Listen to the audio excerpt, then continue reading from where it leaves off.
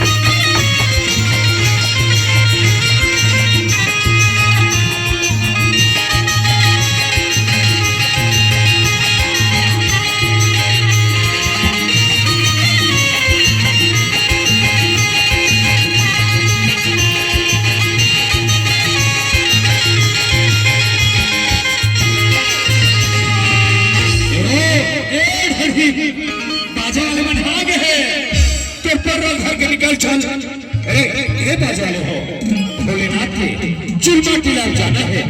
तुहर बाजार चालू करो चलो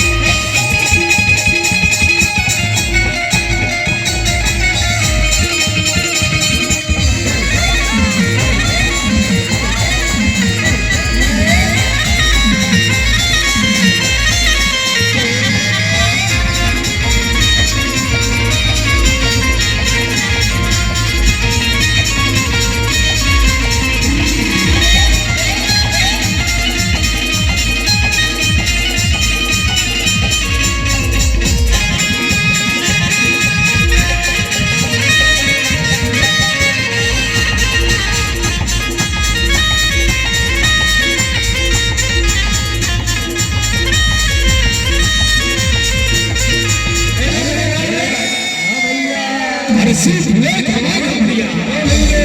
उनका फूले सफेद है बालक बनने क्यों ना बसे जवानी करने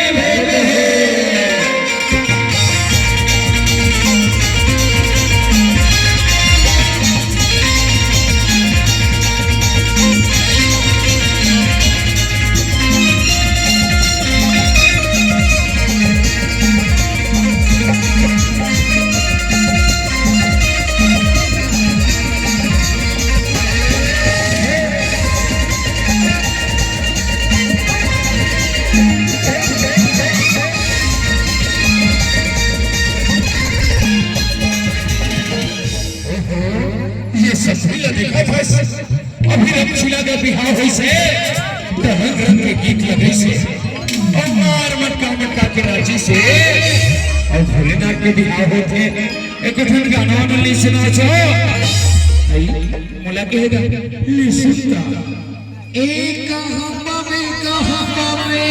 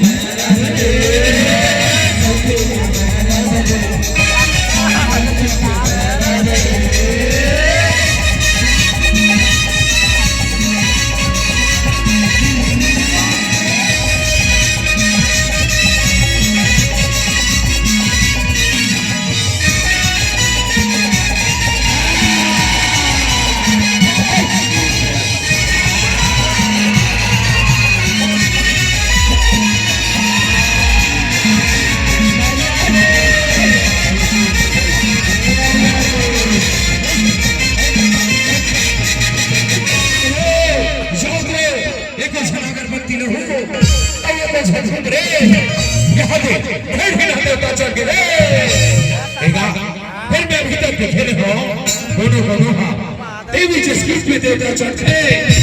और कोनो हाँ जवाना गीत में देवता चढ़ते मेरे ढेरी ना कैसे देता होगा ये दिन उम्र के मैं राजम देवता चढ़ के और काल ही पूछना गा ए ढेरी काल बेलो भारी खतरनाक होता है भारी खतरनाक होता है अरे कुकरी लेबे ते पोखरावे उसाही साहब वाले हरण मना अरे तो नरियर लेबे ते अगरबत्ती वो उसमें ले लेबे अरे तो काल बेग तो देवता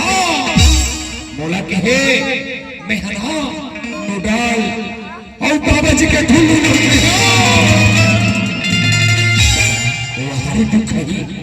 कहते देवता बाबा जी ठुल्लू लेते हो ये देवता तो नीचे रे मजाक करा थे पूरा नीचे कूदे में अब हल मार दी से आगवा को नाचो अमल नाचब जगह नहीं देता कैसे कर होई ले तो कही ती तो हर पार और ती हां ना अरे एक दिन निकले हाथी घोड़ा सखी एक दिन निकले ऊंट एक दिन निकले टक्कर झांकी के चमके चारों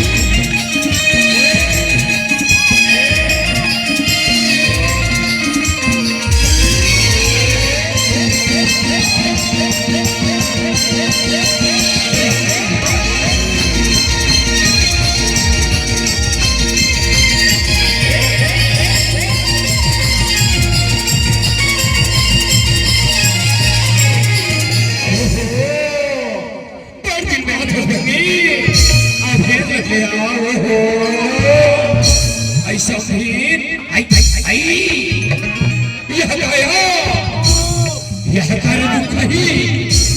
अभी 2 साल चूड़ा लेके हो रे बेटी और साल भर हमें पूरे है फिर पेट में धर जाके तू खाई गिट्टी है गिट्टी और शराब बहुत है गिट्टी का बने बाजा बजावे बजनिया बजो चिट्ठी का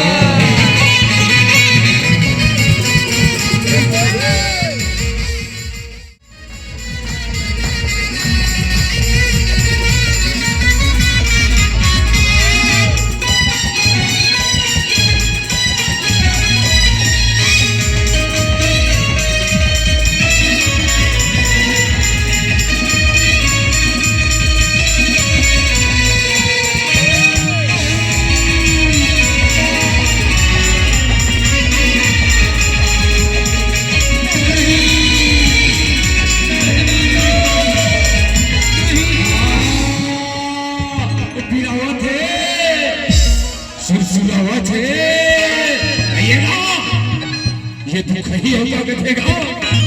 अरे एक थे वो भारी पीड़ा हुआ थे अब तबक हो के हे कथे वो आई नोनी बाबू भी रहेगा अरे हाँ वो ये कर तो भारी मेरे पेट हैगा एक कोई डॉक्टर जाना तुम्हें दोनों लगागा बिना अपने से करके निकाले लगे लगा तुम्हें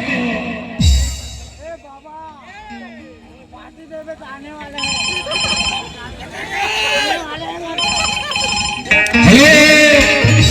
हाँ डॉक्टर संभाल के पहुंच और बंदे लोग को भी कॉल कर देना हरे भरे लगे ना 2-4 जन और ढेर ही लेकर क्या करता है इसका बेबी तू पहले भीती डाल खुशा हम होगा था मियाँ से दो कथा मियाँ ने छना हमारे मम्मी पापा सब जानते हैं वो ऑपरेशन कर लेंगे आई जल्दी बनाएगा भारी पीड़ा हुआ कहता अरे आवत हो आवत है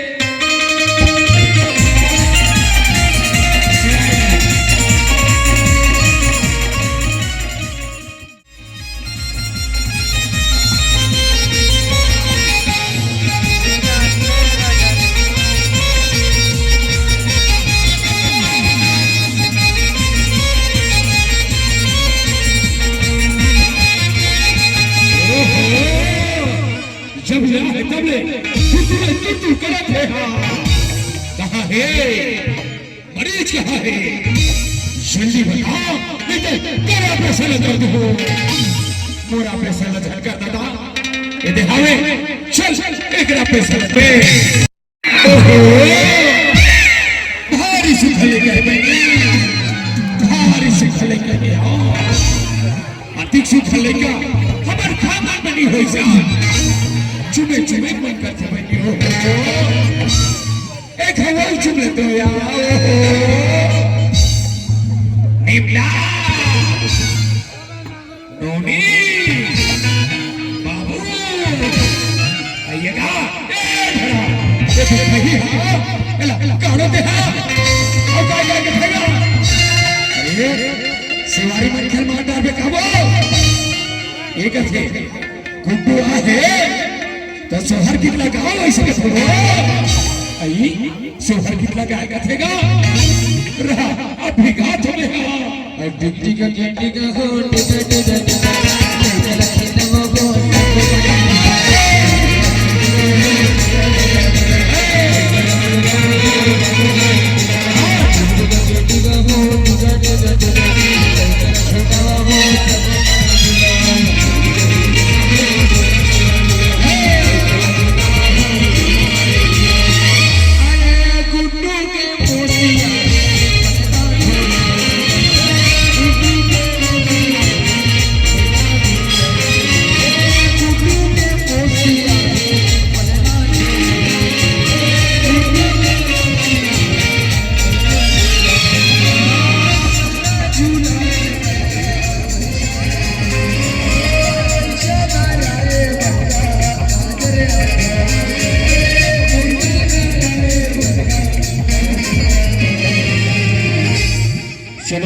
भोलेनाथ का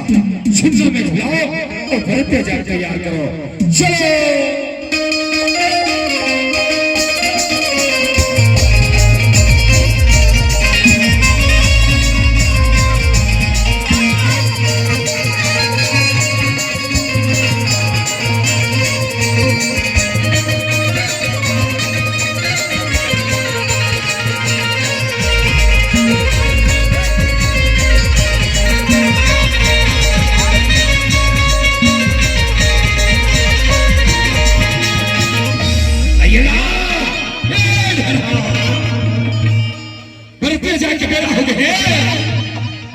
सपोज होगा सुधर्मन आगे है फिर पहिला कहेगा भोलेनाथ का बैठा के लेके सिर्फ सुन बात लगे हो। अरे ये बात वाले हो चार पहला इधर दरिया का जरूरत होगी और खोज के लोग हो जाओ। हाँ भैया अभी जाधन और तुर के खोज के ला था।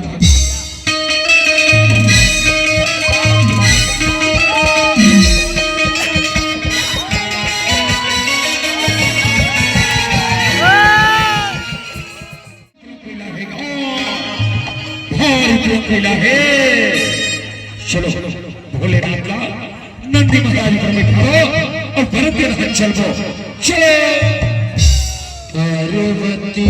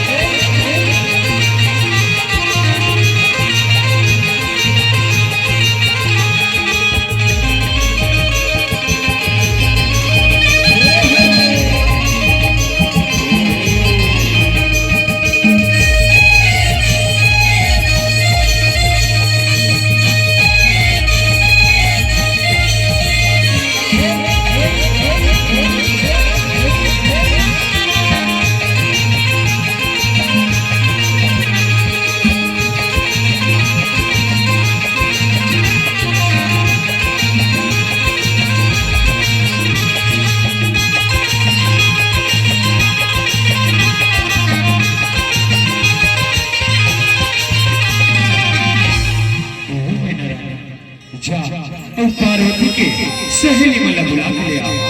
जब मुझे जाके परत्याला अपन अंगना में ले आता वो अपन दुआरी में ले आता था। सिद्धू पात्र का तो स्वामी चलो स्वामी चलो बने बने तेरा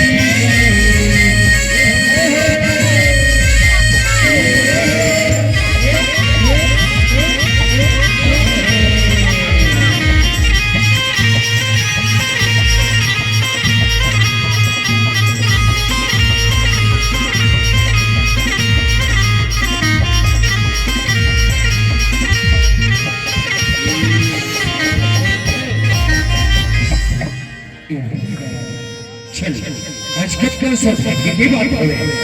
हमारे वीर पार्वती के सिद्धर पल्ले टिकावन हुआ थे दोनों से के टिकावन लटके दोनों टिकावन लटके थे सिर्फ कहा था चलो चलो और समस्त ग्रामवासी ग्राम मनेरी के जतिन भी दाई दीदी भाई बहनी आप सभी से निवेदन है आपके पावन गांव में आपके बेटा समान भगवान भोलेनाथ और आपकी बेटी समान माता पार्वती के सुखद टीका अनुभव है एक एक करके मंच में आकर के जल्दी से जल्दी टीका निकलो आप सबों के पास 2 मिनट के समय है होकर बाद कथा आगे बढ़ाओ